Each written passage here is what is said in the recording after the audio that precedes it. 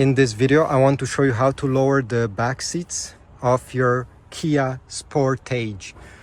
Okay, this is a Kia Sportage. To lower the back seats, you're gonna go on each corners and there is a latch that you need to pull up and bring the whole backrest down at the same time.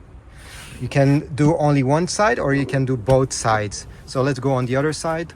Same thing. There's this latch and I bring the whole thing down, and right now we have a much larger cargo capacity.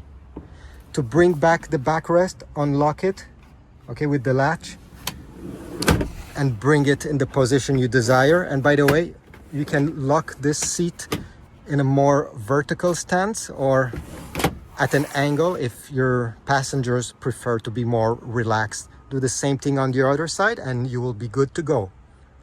Thanks for watching. Please leave a like, but also comment down below, subscribe, and I'll see you in the next video.